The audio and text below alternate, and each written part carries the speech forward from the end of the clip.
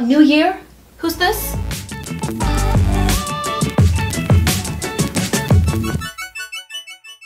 Hey you guys, welcome back to my channel and Happy New Year! It's 2019. I am so excited for today's video because we are kicking off a brand new series on this channel that I like to call 10-4-Tuesday, and it is just that. Every Tuesday, we pick a topic and we talk about it and we bring up 10 key points of that topic. It could be how to do something, how to not do something, and the best part is I'll pick the first few topics and then you guys can leave recommendations and suggestions for future episode subjects. And of course, if we do choose your topic for an episode, I will include your name and suggestion right up here on the screen as a shout out and a way to thank you for recommending a future episode here on 10-4-Tuesday. Seeing as today is our pilot episode of this series, I wanted to make it a little bit like a New Year's resolution kind of video, so today we'll be talking about 10 habits to begin in 2019. Some of them maybe you did at the beginning of 2018, they kind of wore off a little bit, maybe after a week, a month, a day. And there are of course the cliche New Year's resolutions of I'm gonna lose weight, I'm gonna be a better person, I'm gonna do this and that and the other thing that we make every single year.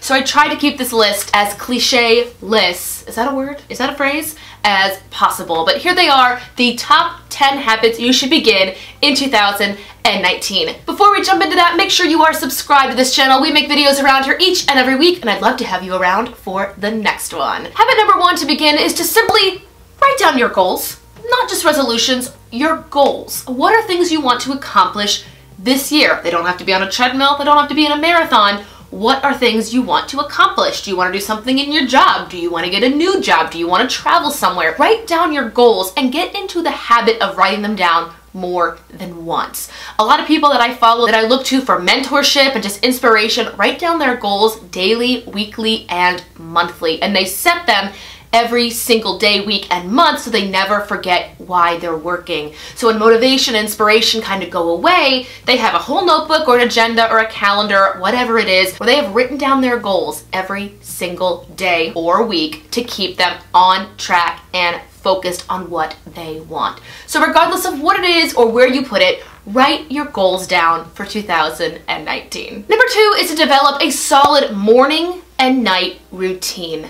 I know there are a plethora of videos here on YouTube that share my perfect morning routine, my productive nighttime routine. I don't know about you guys, I cannot function in the morning if I do not have a good solid night's sleep. It happened to me just the other day because I am on break from school right now, so the urge to stay up late, have New Year's friends over, and not get to bed until really late and then sleep in has been real. I tried yesterday to actually film this video, but I had to get up really early to get some stuff done, and I was a mess.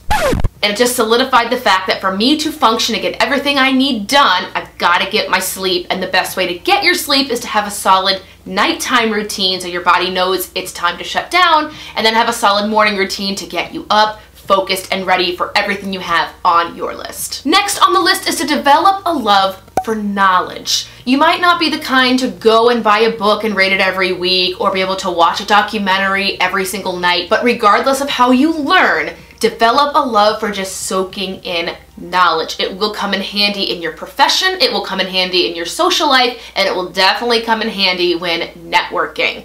A lot of times when I go out and I network with people, we'll start conversations about things that are not our jobs. They might just be hobbies or history or just something random, and I got it because I just love learning. And you don't have to spend a lot of money to do this. You can get books from your library, you can get things on Audible. Sometimes you can even find audiobooks that have been uploaded illegally to YouTube. That plus sites like Skillshare or even searching how to do something on YouTube can be very beneficial. But regardless of how you learn, just make it something you enjoy doing and write things down. Oh, I want to learn about this today. I want to learn about that today. For me, I'm making my own website this year, www.kristenbasler.com. Doesn't exist yet, so don't look it up. So I have been researching all different kind of domain websites, different ways to run your website, to set it up, what you should be doing to make a good website that's memorable.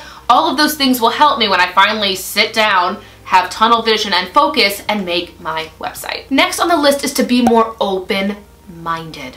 Listen more, talk less. Before you form and or voice your opinion, think about both sides to every story and try to imagine what those people are going through. I know humans are all very, very nosy creatures. We want to know as much as we can about many, many things and people, but before you go around judging anybody, really, truly think about what they've been through and how your opinion probably doesn't matter in their story. I mean, I know there will be cases where it does, but if you're just hearing gossip on the street about somebody and they're not really in your inner circle of life, maybe think about what they're going through and how the story you've heard isn't actually the story that happened. So something for me to work on, and I'm sure some of you guys, just be more open-minded, practice empathy, and again, listen more and talk less. Am I doing yoga?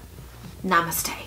Number 5 on this list is to buy a water bottle. I'm sure you've heard many people talk about how we are wasting too much plastic. It's ruining our oceans and our sea life. So just do your part, stay hydrated, buy a really cute water bottle that makes you want to drink more and stay hydrated. On the topic of using less plastic, my girlfriends and I actually went and got brunch today, and the straws in our coffee cups, glass coffee cups, were made of paper and they were biodegradable. I really do hope that more restaurants do go the paper straw route. They worked great. There was no problem with this straw. And I do hope more restaurants become environmentally conscious and do more things like that. Shameless plug over. I might be a hippie. The shirt seems to think so. Next on this list is to prioritize your happiness. Say no more than you say yes. Stop being a people pleaser. Do more things that make you happy than things that make other people happy. And I know there will be some exceptions to this rule, especially if you're married or have kids and you do have to go do things for your family. But if you can, prioritize your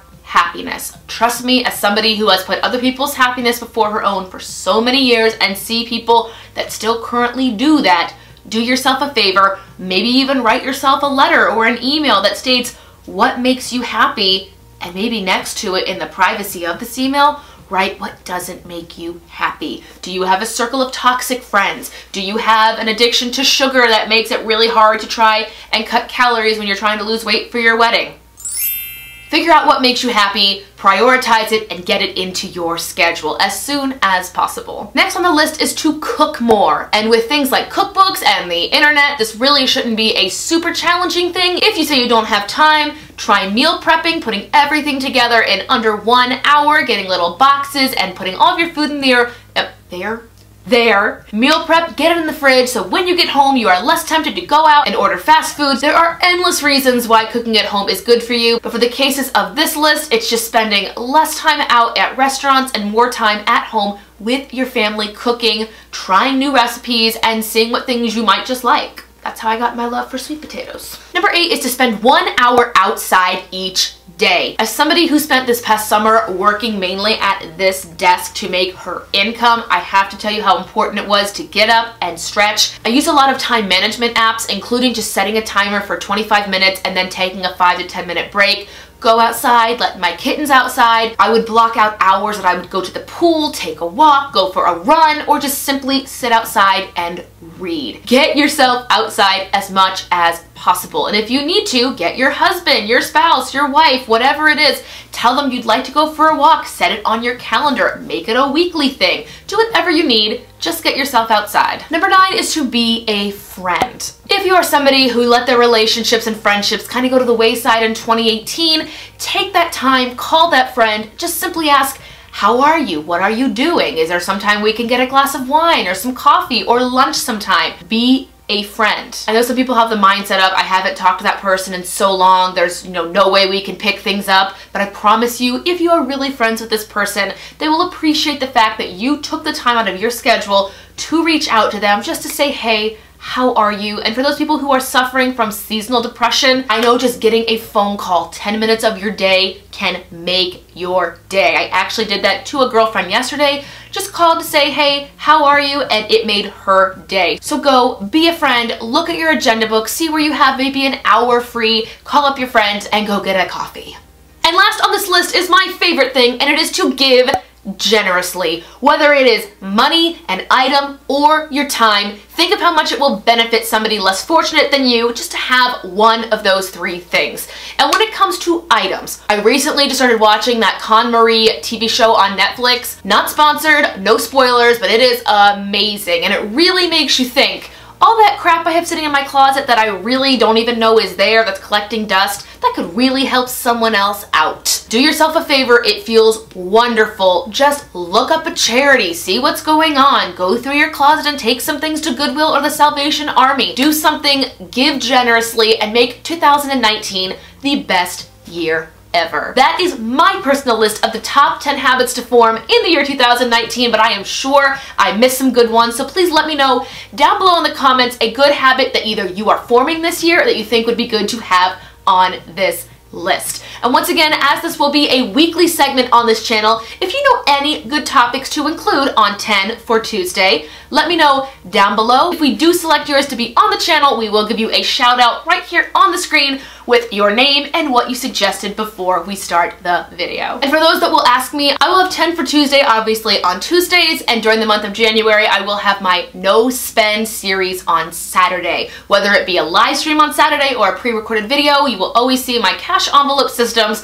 as I live off of $80 a week to pay off those credit cards and prepare for 2019, which includes getting married. But other than that, we have survived the pilot episode of 10/4Tuesday. Once again, if you have not already done so, give this video a thumbs up and make sure you are subscribed to come back every week for new and interesting content. Did we make it? We survived?